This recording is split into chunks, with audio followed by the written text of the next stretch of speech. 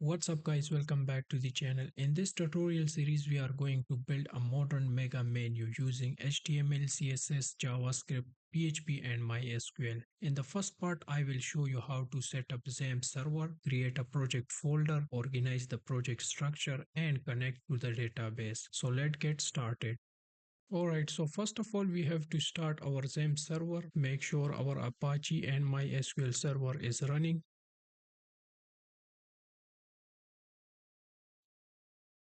Then after that, I'm gonna open the htdocs folder, which is inside local C XAMPP htdoc folder.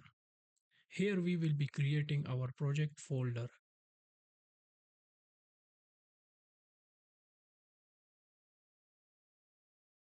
Now inside project folder, let me open the terminal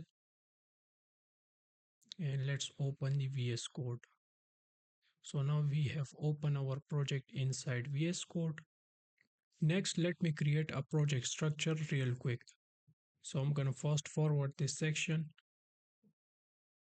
As you can see, we have create config file db.php, menu function.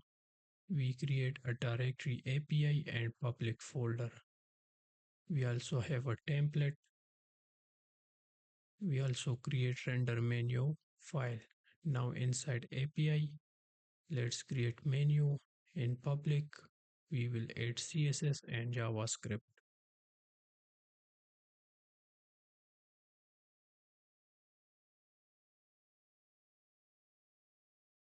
Alright, so our structure is pretty much done. Now let's open the browser and open the PHP MyAdmin. Inside PHP MyAdmin, I will create a new database.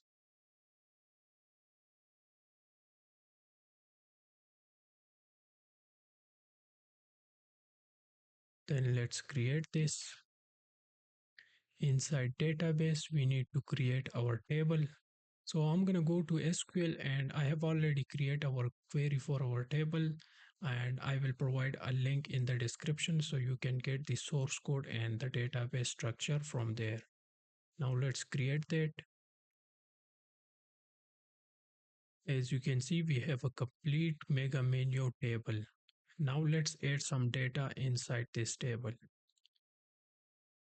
So we have add some menus.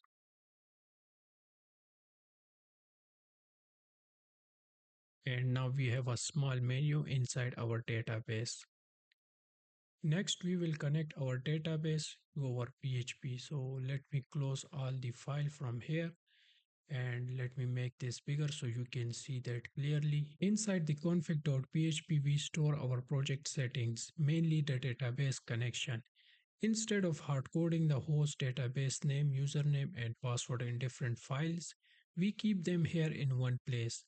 The file simplifier returns an array with all the database information like host, name, user, password, and the char set. Later in our db.php, we load this config and use it to create a connection with PDO. This makes our project cleaner, easier to update, and more professional.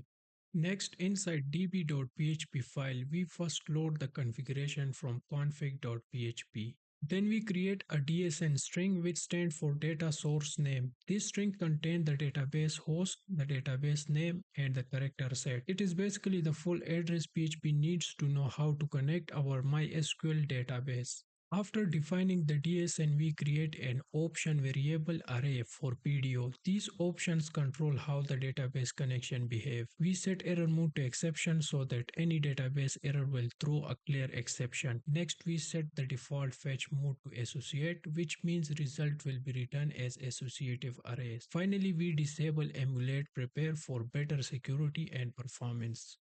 Finally, we wrap the connection in a try-catch block. Inside the try, we create a new PDO object using the DSN, the username, the password, and the option we defined earlier. If everything works, the PDO will hold our database connection. But if something goes wrong, the catch block will run and we set an HTTP to 500 response code and display a simple error message database connection error to keep things secure and professional. Finally, let's test our connection in the browser. So I'm gonna open the browser and in the new tab, I will open the project. As you can see, we got the database connection error. So now let's fix that. Let me copy database name and inside the config, I have to add the database name here. Now let's try this again. We still got the error. I think we forget to add the username, password, and the host.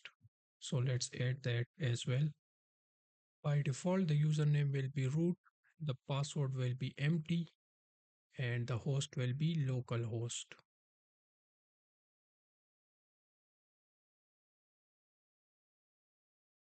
Now let's try this again. And if I refresh, you can see the error is gone. That's mean our database is connected successfully. That's it for this tutorial. In the next part, we will start working on the mega menu itself and make it dynamic step by step. I'm breaking this project into parts so it is easier for you to follow along and really understand each section. Thanks for watching and I will see you in the next video.